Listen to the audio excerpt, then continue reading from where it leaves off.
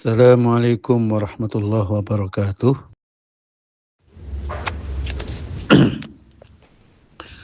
Ada lagi kisah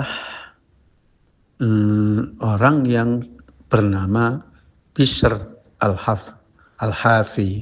Bishrun, ba shin ra ya. Al-Hafi.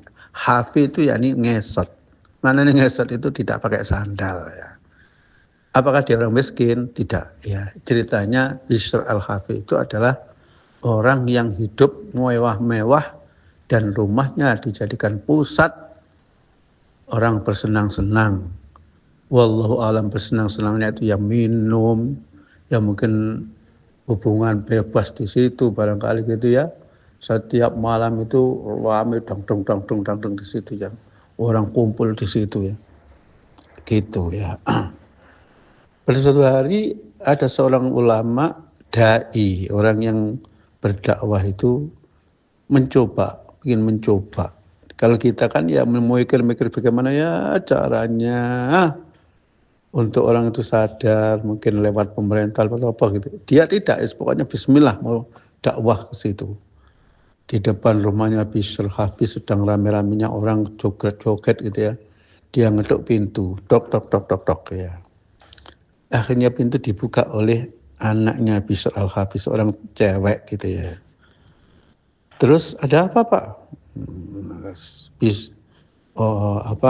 Tamu itu, ulama itu, syekh itu tanya. Saya mau tanya tok ya, ini loh yang punya rumah pimpinan ini orang merdeka ataukah budak? Jawabnya, ya orang merdeka Pak. Oh pantesan. Orang merdeka itu biasanya ya kalau kaya itu sombong, tidak ingat Allah, berani melawan Allah, ngajak-ngajak maksiat kepada Allah. Ya sudah, saya pergi. Lah, Bishrul Hafi itu dari jauh melihat kalau anaknya itu ada omong-omongan dengan orang tadi. Terus akhirnya, nak, itu tadi siapa? Gak tahu Pak. Ya. Sekarang kemana dia itu? Jadi ke sana, ke timur atau kemana gitu. Terus dikejar sama Bishrul Hafi itu. Ngejarnya itu nggak pakai sandal ya. Wajar. Akhirnya ketemu. Pak, tadi apa yang kau sampaikan pada anakku tadi?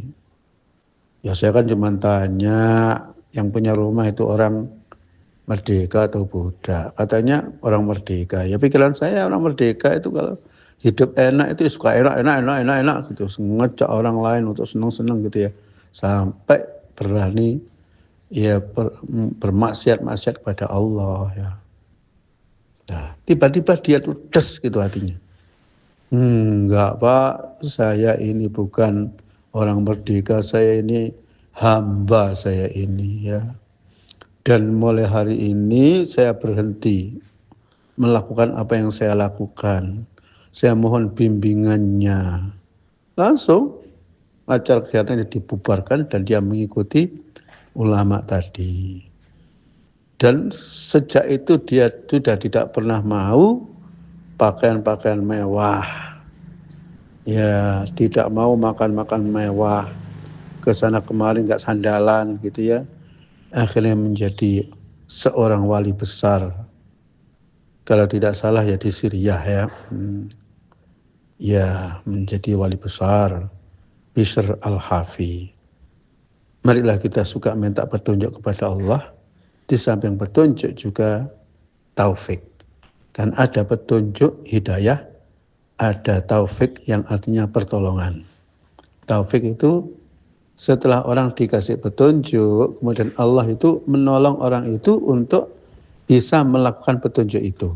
Ya, seperti kita punya setelah diberitahu fadilahnya jamaah subuh, tahu fadilahnya qiyamul lail dan lain sebagainya, berat-berat kita tahu ya.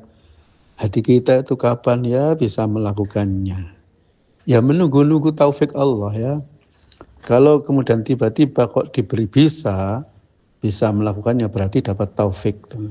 Oleh karena itu yang kita cari itu taufik dan hidayah. Bukan cuma hidayah saja ya. Kadang-kadang orang itu hanya diberi taufik. yakni dia itu diberi kemudahan untuk melakukan kebaikan, tapi dia tidak tahu bahwa yang dia lakukan itu kebaikan yang tingkat tinggi ya. Barangkali kalau ditawari, kamu dikasih pilihan, dikasih taufik saja atau hidayah saja, pilih mana? Ya mendingan pilih taufik saja ya.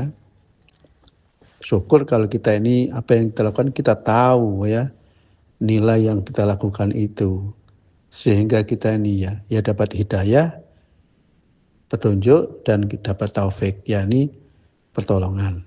Sakjane kata-kata taufik itu ya kecocokan ya. Dia dijadikan orang yang cocok dengan apa yang diilmoni gitu ya.